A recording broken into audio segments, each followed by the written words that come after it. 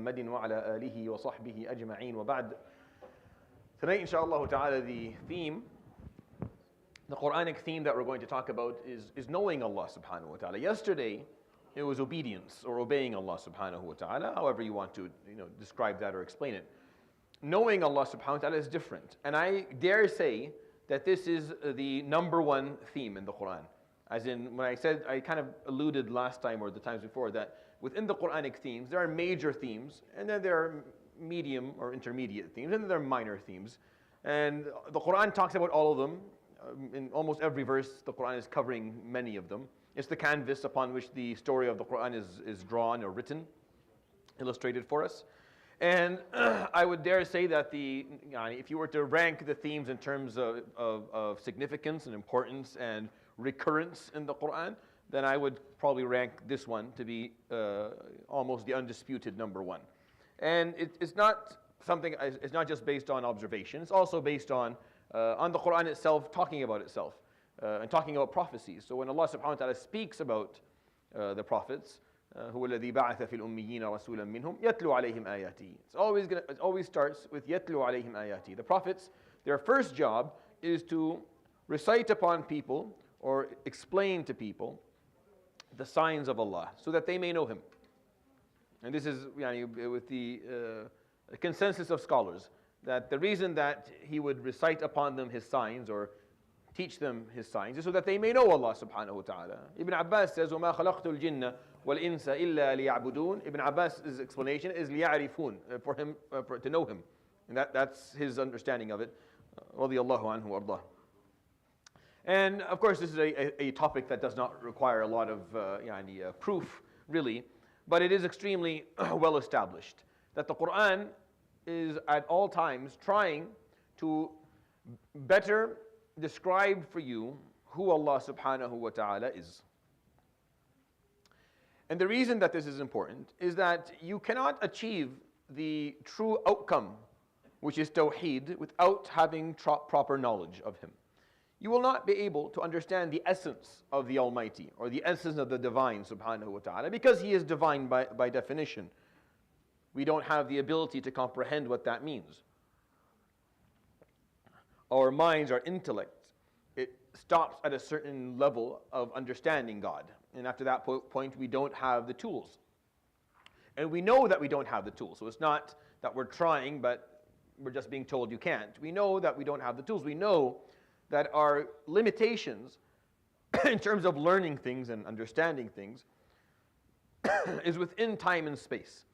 Whatever we're going to truly and fully comprehend, what we are going to be able to measure and break down and understand the elements of and observe the interaction and the process and the progress and be able to talk about causality and the other laws that we understand that to govern the universe that we are in, it has to be within time and space. It has to have a dimension of some sort, and it has to be something that time will elapse upon. So when you talk about the Divine subhanahu wa ta'ala as a being, Jalla Jalaluhu, the Supreme Being, that created time, the concept of time, and created space, and inserted us within those two limitations or parameters, knowing that Allah subhanahu wa ta'ala is not limited by either of these things, because He created them. So we know at that point, just by simple logic, that if He is beyond time and space, then I don't have the ability to comprehend essence here. I can't talk about the essence of the Almighty subhanahu wa ta'ala because He does not exist within the realm through which I have the tools to measure and understand and comprehend. So knowing that, how do we know Allah subhanahu wa ta'ala? Like how do we know Allah subhanahu wa ta'ala? Which is what the Quran is here to do. The Quran is here to explain to you within these limitations, knowing, fully understanding, that you're not going to be able to comprehend His essence, subhanahu wa ta'ala, that there are aspects of Him that are unfathomable and are just beyond us. But there are many things that we can understand. And that is what the Quran is here to do for us, to explain to us within the terms that we understand, using the analogies that we comprehend, who Allah subhanahu wa ta'ala actually is. To the best of our ability to understand. Because Allah subhanahu wa ta'ala is not similar to the human being, and the human being is not similar to Him subhanahu wa ta'ala. Well then, how are we going to understand the words that are going to be used to describe Him? When we talk about rahmah, for example, He is Rahim, He is merciful. My mercy, when I display it or exhibit mercy, it is based on a certain contemplation that I go through, and then I generate a mirror neurons within me to feel empathy towards someone who is struggling because I can feel that struggle, and thus I decide to treat him the way I would like to be treated if I were in his situation. That's rahmah. Is that how Allah subhanahu wa ta'ala shows rahmah? Is that the process that Allah has to show rahmah? The answer is absolutely not. That is not how Allah subhanahu wa ta'ala shows rahmah. So how does He show rahmah? The answer is we do not know. The answer is subhanahu wa ta'ala. He is ar-Rahim. He created the concept of rahmah. So clearly and obviously, He is going to be the most merciful because the concept itself He generated. So you can't top Him subhanahu wa ta'ala regarding a concept that He created. The same thing goes for knowledge. Knowledge is a concept that God created. He created the ability for there to be knowledge, for there to be a brain that is capable of taking in sensory input, processing it, learning from it, and then utilizing it for your benefit. That is knowledge. And Allah subhanahu wa ta'ala created the concept. So no one can top Allah subhanahu wa ta'ala in knowledge. It's His creation. And for you to say that He doesn't know everything is a joke. What do you mean He doesn't know? He created knowledge. Everything that falls under knowledge He made. So how exactly are you, based on what are you going to make the argument that, well, parts of knowledge He doesn't know? What do you mean? He created it. That knowledge is His. Knowledge would not exist if Allah subhanahu wa ta'ala didn't make it. He made it. He coined the phrase, the concept of knowledge came from Him. The phrase rahmah came from Him. All of these concepts come from Him. So how do we understand them? So Allah subhanahu wa ta'ala draws analogies for us in the Quran. Generously, He gives us similes, showing us, okay, well, you know how you are Rahim, you show rahmah in this situation, or you show generosity in that situation. Understand, I am Al-Kareem, I am Al-Rahim, I am Al-Qadir. Try to understand that I'm not like you, but understand the basic idea of it so that you can start to comprehend, start to understand who I am, subhanahu wa ta'ala. And then your job is to emulate Allah subhanahu wa ta'ala's attributes, the ones that He wants you to emulate, to the best of your ability, understanding that His attributes are not similar to yours. But that's what the Quran is doing. The Quran is trying to help you understand who the Almighty subhanahu wa ta'ala is. If you understand who the Divine is, if you truly, truly comprehend who the Divine is, within the limitations of your ability, you won't sin, you will never disobey, and you won't struggle to stay on the path, and you won't struggle to respond to a command positively, because you now understand the status of who He is subhanahu wa ta'ala. It takes time. It takes time because you don't get to see Him. You don't get to hear Him directly. You can hear His words, but you can't hear Him. You don't get to smell or touch. That's a big part of our experience. The big part of my experience are these sensory inputs. So I know you because I'm able to see you. You talk to me, so I've heard you. If I'm unlucky enough, I've smelled you at some point. Right? All of these things are how I get to know who you are. So I can describe, but Allah subhanahu wa ta'ala, my experience with Him is not like that. And there's no one else, by the way. There's no one else in your life whom you have a relationship with like that except Allah subhanahu wa ta'ala. No one else.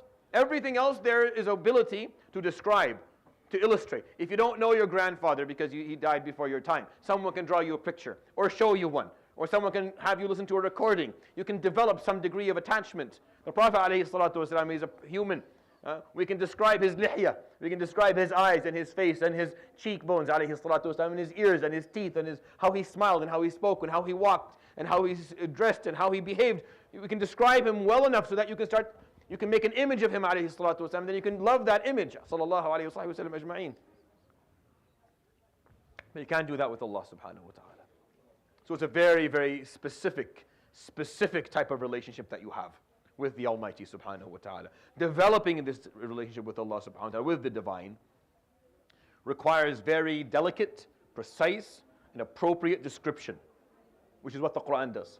The Quran comes and tells you who your Lord is.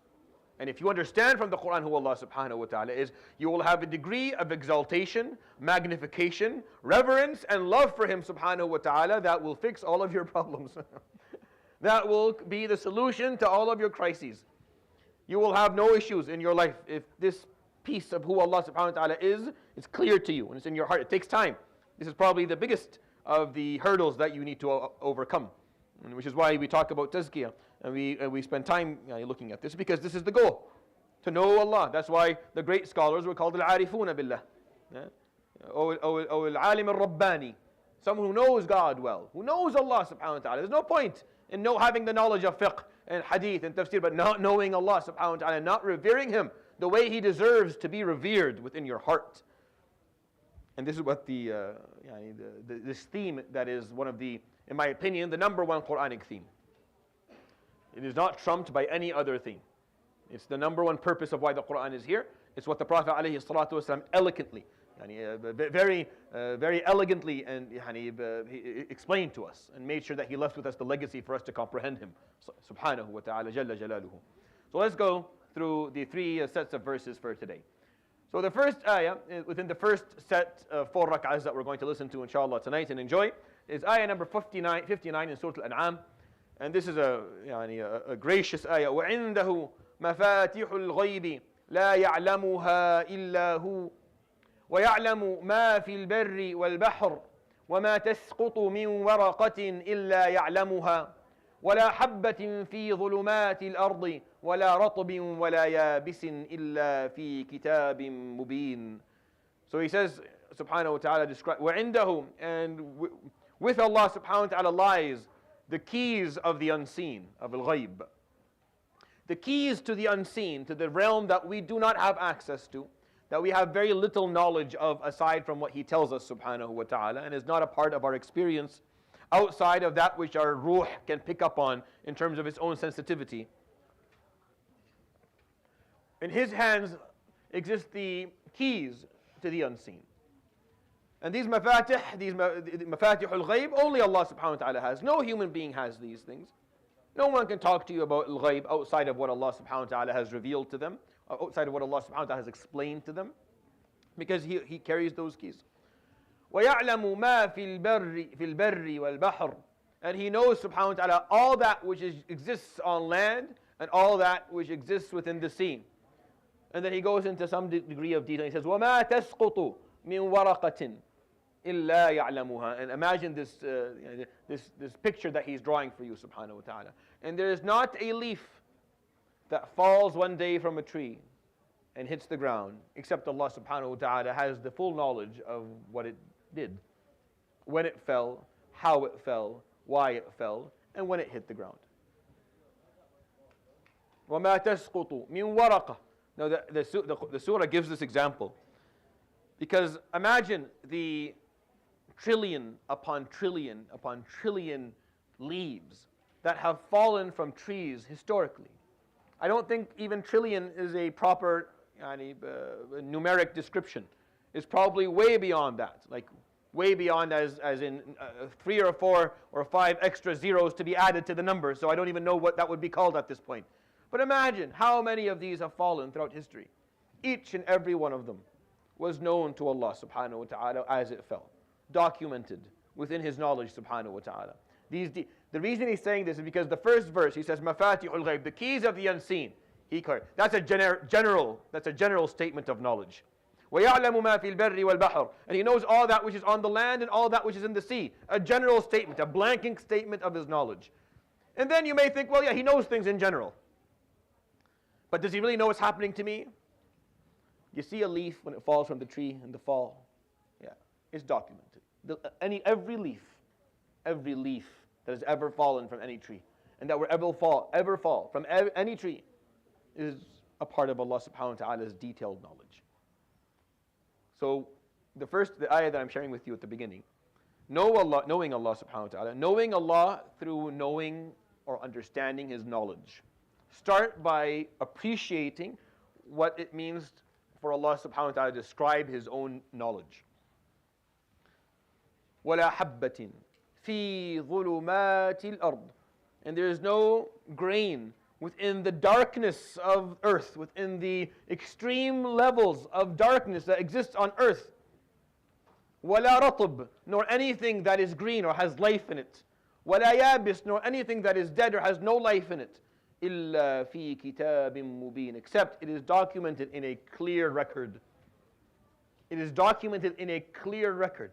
If there's a habba, if there's a grain, there's one grain somewhere in the midst of nowhere, in the darkness of this world where no measuring tool that we possess can reach, or anything that has the slightest glimpse of life in it, or anything that does not, except Allah subhanahu wa ta'ala has it documented. This is His knowledge subhanahu wa ta'ala. You want to know Allah subhanahu wa ta'ala? Know first that He knows all, that He is omniscient, Jalla Jalaluhu. That His omniscience is probably the most important part for you as a human being. Because what you are known for, where your potential lies, what actually makes you unique in comparison to all other creation is your ability to learn. Everything else can learn, but not like you. Not at the acceleration that the human being can. Not at the level that the human being can. Nothing has the potential that the human being has when it comes to learning. Know that knowledge that you are accumulating and accruing within your life, Allah subhanahu wa ta'ala not only knows that, but He knows all that has everything that can be known, Allah subhanahu wa ta'ala knows. The scholars go beyond that. قالوا فإن الله قد علم ما كان وما يكون وما سيكون وعلم ما لم يكن لو كان كيف كان يكون. So He knows that which happened, that which is happening, that which will happen. And He knows that which didn't happen, that could have happened, or that could not have happened. But had it happened, how would it happened? He knows that subhanahu wa ta'ala. And I'll explain that to you more when one of the themes is Allah subhanahu wa ta'ala's hypotheticals, and I'll explain that in more depth. But one of the first things you need to know about your Lord subhanahu wa ta'ala is that He is the omniscient. And had He not been the omniscient, had He not been all-knowing subhanahu wa ta'ala, why would you worship Jalla Jalalullah subhanahu wa ta'ala? I'm just explaining something to you, so don't take this in the wrong way. Frankly speaking, I am not willing to worship anyone who is not omniscient. I will not offer my worship and my service and my full devotion and dedication to one who does not know all. Because if you don't know all, because if there is something that is unknown to you, no matter how small it is, that means that you have a certain degree of ignorance. And if you have a certain degree of ignorance, no matter how small that is, then there is a possibility of you being surprised. And if you can be surprised, you can be beaten. فلا إله إلا الله وحده لا شريك له العليم علام الغيوب سبحانه وتعالى. The one who knows all, the omniscient, He knows all. So when shaitan comes and throws these silly ideas in your head, well, how does He know? What do you mean, how does He? How could He not? How could He not know what you're going to do? How could He not? What are you talking about? How does He know what you're measuring His knowledge to yours? You turn the car, you let it go, it hits the wall. That's how you know things. You code and then you press enter and then it plays. That's how you know things. Is that how Allah subhanahu wa ta'ala knows things? That's what you think your knowledge is equal to Him. He knows the same way you know. That there's sensory input and He's processing things. Jalla Jalalullah. He created the concept of knowledge. He will know everything that can be known. Everything that will fall under knowledge, He knows subhanahu wa ta'ala, because knowledge is His. He owns it. He owns everything to do with it subhanahu wa ta'ala. وَعِنْدَهُ مَفَاتِحُ الْغَيْبِ. The keys of ghaib. He owns them subhanahu wa ta'ala. La ilaha illahu. And that is the first verse that I want to share with you today. The second verse, or set of verses in Surah Al-An'am that we're going to hear recited inshallah ta'ala, is a little bit longer. I probably won't go through the whole thing, but I'll share with you some of the basic meanings.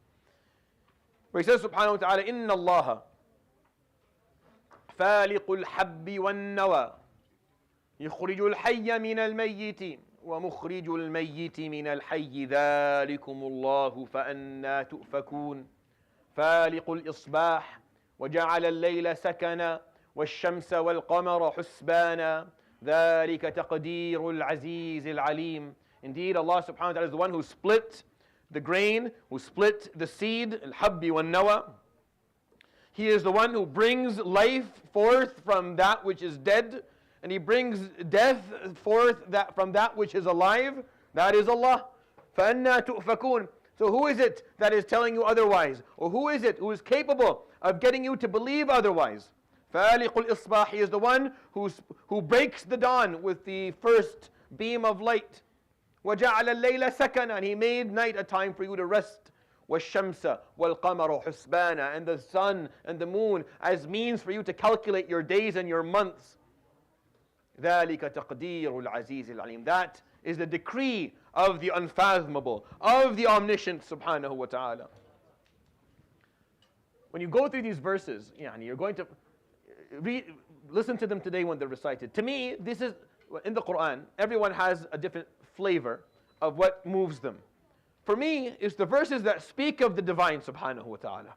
It's the verses that speak of Allah subhanahu wa ta'ala that are most meaningful. When you hear Allah subhanahu wa ta'ala describing to you, for us to try to understand who it is that we are dealing with. Because if you deal with Allah subhanahu wa ta'ala the way you deal with another person, or a person of status, or a king on earth, then you don't get it. You are dealing with one who is the King of Kings, who is the creator of the cosmos and the earth, the one who coined every phrase that you have ever heard in your life and every thought that you ever thought in your life. His majesty and His status is beyond that which the mind can even begin to imagine. When you understand Allah that way, believe me, your life is different. You sit with a certain degree of innate humbleness. You sit with a certain degree of willingness to dedicate yourself.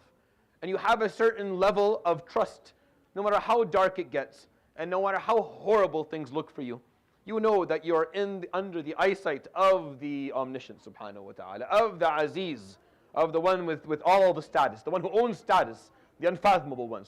وَهُوَ الَّذِي جعل لكم النجوم لتهتدوا بها في ظلمات البر والبحر قد فصلنا الآيات لقوم يعلمون وهو الذي أنشأكم من نفس واحدة فمستقر ومستودع قد فصلنا الآيات لقوم يفقهون. And He is the one who put for you the stars so that you may navigate as you move upon the earth or you sail within the sea.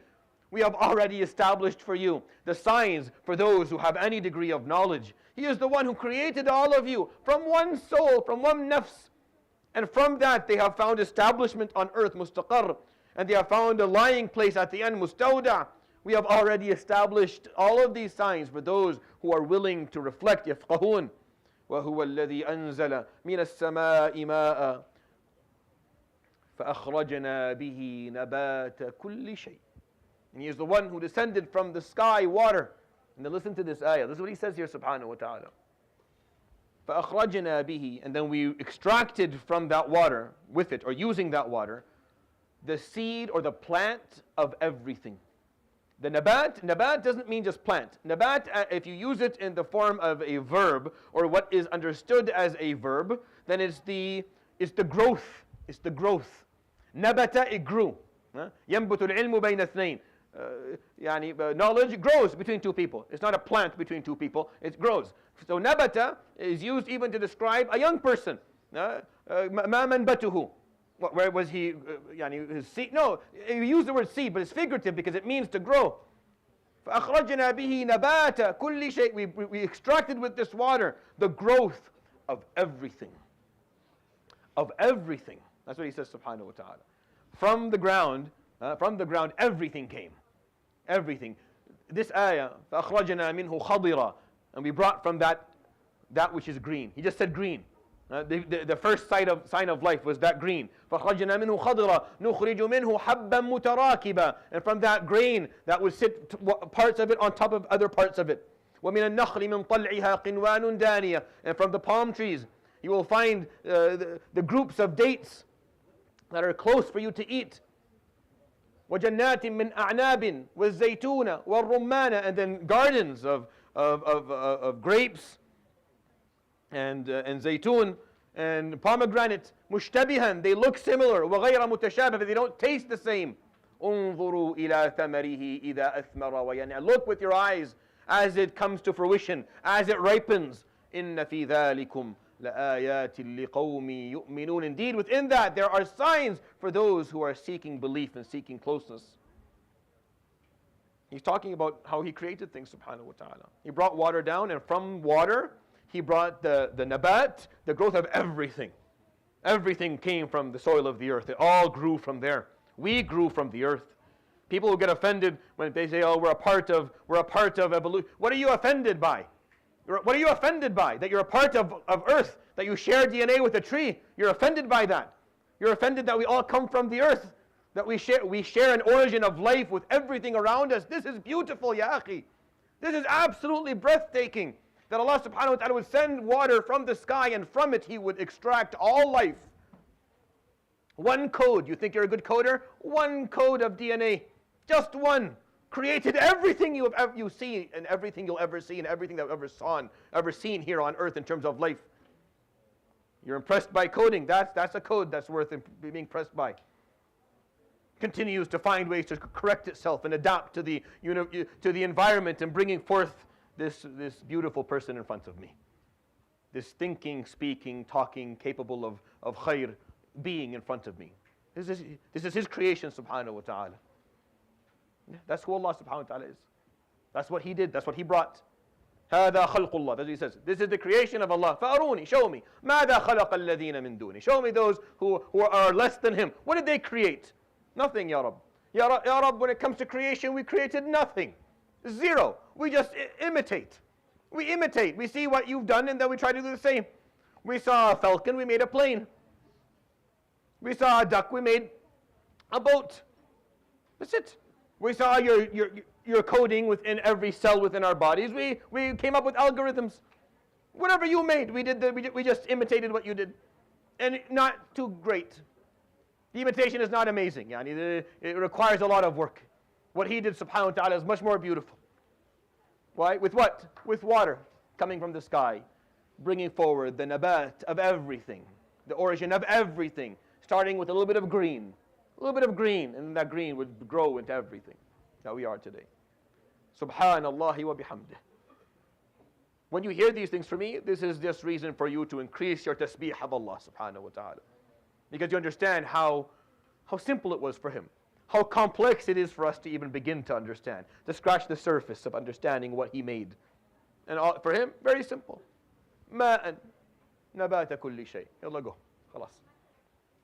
Walk this earth, eat and drink and live and breathe and think. These verses are very powerful in Surah Al-An'am. They describe for you the creation of your Lord. The first one talked about His knowledge. This one talks about His creation. How He created. فالق الحب والنوى فالق الإصباح جعل لكم النجوم أنشأكم من نفس واحدة أنزل من السماء ماء. He made all of it. Just because we understand now how doesn't mean He didn't do it, subhanahu wa ta'ala. Just because you understand more of how it happens doesn't mean that He didn't do it. This is a very common problem that scientists run into, and that people who don't understand what the Quran is teaching will run into. Just because science can explain to us how it happened doesn't mean that He didn't do it, subhanahu wa ta'ala. Just make sure that this is a very clear concept to you in your life. Just because now we can see how the sperm and the egg come together and how it doesn't make it less miraculous. It makes it more miraculous, actually. Understanding it does not mean that Allah subhanahu wa ta'ala did not put that in motion and allow it to exist the way it does. Because Allah subhanahu wa ta'ala in the Quran talks about the basics of existence. The basics. What are the basics? The basics are water hitting the earth and something green coming out. We understand now that when they start to grow, if you manipulate at the beginning or manipulate in the middle, or you remove a piece at the beginning and replace it with another, you can make a different type of fruit. We know how to do these things. But still, for water to hit a seed and a seed with sun to grow, that's Allah subhanahu wa ta'ala. If seeds start or decide not to, or at some point if a seed is put in the soil and you put water on top of it and you bring a sun and it doesn't grow, you got nothing. You have nothing. You and I have nothing we can do. We just depend on these things happening. The maxim is that if you put the right environment, then it will grow. The maxim is if the body is in the right temperature and you give it the right amount of medication, the right amount of fluids, and the right amount of this and that, then it will function. But if it stopped, you have nothing. We are just working within the framework that Allah subhanahu wa ta'ala created for us, and we have to respect that framework. It's just respecting the framework that He made. And He's reminding you, I made the framework. Just because you understand a little bit more about the framework doesn't mean that I didn't put it there. Just because we figured out that there's gravity doesn't mean that Allah subhanahu wa ta'ala did not create it and make sure that and put it here as one of the laws that govern us. It's one of the most annoying things that exists in the world. And I work with scientists all the time. One of the most annoying things is just because you understand something doesn't mean that no one put it there. Doesn't mean that there's no source for it, there's no origin of it. You understood, good for you. Now you understand a little bit of how it works. Good for you. If anything, that should make you more in awe of the one who put it into motion to begin with. for it to cause you to stop believing in the one who put it in motion is absolutely absurd to me. And it just shows a certain degree of lack of understanding of what it is that you're studying. The last verse that I'm going to share with you that talks about knowing Allah subhanahu wa ta'ala. Jalla jalalullah subhanahu wa ta'ala taqaddasa wa ta'ala wa ta'azzama fi jalalihi wa jamalihi subhanahu. قال فإن كذبوك فقل رب. We talked about his knowledge. Yeah? We talked about his creation. This talks about something different. فإن كذبوك. If they are to disbelieve in you, Ya Rasulullah sallallahu alayhi wa sallam. If, O Muhammad, they are to turn their backs on you and completely reject what you are teaching them. They reject you. They reject everything that you bring. فإن كذبوك. Say the following. فقل ربكم, your Lord, ذو رحمة واسعة. Your Lord's mercy is of the widest nature. La ilaha illahu. This is what he's telling the Prophet ﷺ to tell someone who is rejecting him. He's going to say the other piece, don't worry. But he starts with this one. They reject you, Ya Rasulullah. Yes, Ya Rabb, they're rejecting me. Tell them, Rabbukum, your Lord, ذو رحمة واسعة, is the one who has the widest application of his mercy. He applies his mercy in the widest of applications. As the Prophet ﷺ tells us in the hadith of Muslim, and there are narrations in Ahmad and Tabarani and others. It's a long hadith if you take all the narrations. Not all of them are fully authentic, but the original one is, and I'm comfortable with the rest of it. Where he says, alayhi salatu wasalam, إِنَّ اللَّهَ خَلَقَ يَوْمَ خَلَقَ السَّمَاوَاتِ وَالْأَرْضَ مِئَةَ رَحْمَةٍ. That the day Allah subhanahu wa ta'ala created the cosmos and the earth, He created with them 100 mercies. Like I told you, He created the word. He created the concept. He created the concept literally. You think I make this stuff? No, I'm not drawing analogies from anything. This is what He said, alayhi salatu. Allah created mercy. And He created 100 habba of them. 100, I don't know, pieces, entities of mercy. I don't know how to put this. 100 of them. فأنزل إلى الأرض منها واحدة بها يتراحم الخلق حتى إن النعجة لترفع رجلها عن فصيلها لا تؤذيه بها. You would say alayhi salatu wasalam that Allah subhanahu wa ta'ala descended to the earth, one of them. And through that one mercy, we are able to show each other empathy. When you feel empathy towards someone else, when you feel that you want to take from what you have and give them, when you want to actually put yourself in danger to protect them, that rahmah that you carry inside of you, that is what we use, that is coming from that one. Even the mother animal will lift its leg not to hurt its young one through this rahmah. Meaning every aspect of rahmah, no matter how small or detailed or distant it may be, is through this rahmah. قال فإذا قامت الساعة. So when the day of judgment occurs, ضمها الله إلى 99 رحمة. Allah subhanahu wa ta'ala, take this rahmah, it's not done yet, it's not used up. Unfortunately, we don't use enough of it. We don't use enough of this rahmah, so it ends up there's enough of it to take back. We don't use it up. There's enough rahmah, we just don't want to use it up. We prefer something else. We prefer, unfortunately, something else. He sent to us, subhanahu wa ta'ala, alayhi salatu wasalam, rahmatan lil alameen, to learn from Him, so that we may use up this rahmah. We're not using it up. There's enough of it to be added yawm al-qiyamah to the 99. So when He adds it to the 99, it's all together. قال ثم إذا قامت الساعة بسطها على خلقه. And then He spreads it upon His creation. The narration within Majma' al-Zawaid al-Haythami, there's some degree of lack of clarity on how authentic it is. He adds here, قال حتى, and maybe one of the Sahaba tell this, not him alayhi salatu wasalam. I don't know for sure. We don't know. Like there's difference of opinion here. قال حتى إن الشيطان لا يتطاول رجاء أن تدركه الرحمة وأنى له. Even Iblis, when he sees the amount of rahmah that Allah subhanahu wa ta'ala is spreading upon His creation yawm al-qiyamah, he puts his head up a bit. He perks himself up. Maybe he gets a little bit of it. وَأَنَّى لَهُ. But he made his choice long time ago. He made his choice long time ago. The name that the Arab who didn't believe in Him alayhi salatu wasalam absolutely did not like. They did not like Ar-Rahman. They couldn't deal with it. The name was so beautiful, so meaningful, that people would accept Islam just by hearing Bismillah ar-Rahman ar-Rahim. See, as people who don't really understand the language, we need it to be explained to us. Ar-Rahim, is ala wazn fa'il. You can come and attend Shaykh al-Janabi's Nahu Sarf and he'll teach you the different usages of these derivatives. Ar-Rahim means that you are merciful, but there is a target audience. There is a causality to it. There's a cause. There's someone who is deserving of it. Ar-Rahman means it's not like that. It's not that way. It is an innate attribute. The difference between someone who is jaw'an and someone who is ja'i'. Right? In Arabic, ja'i' means you're hungry now for something. Once you eat, you won't be. Ju'an, that means you are generally hungry. This is not used to describe someone who's hungry for a meal. This is used to describe someone who shows general hunger. Meaning they always want more. They're never sufficed. We use this in Arabic even in back home, just not even today within the slang. Fulan ju'an, fulan ainumu shab'ani. This person is always hungry. Why? Because they lack, because it's not something that is variable. It's a constant. Ar-Rahman is a constant. Ar-Rahim, he can be Rahim with someone at some point, and another moment, وَلَا يُرَدُّ بَأْسُهُ عَنِ الْقَوْمِ الْمُجْرِمِينَ. But his punishment cannot be withheld, cannot be pushed back against, cannot be avoided from those who are criminals.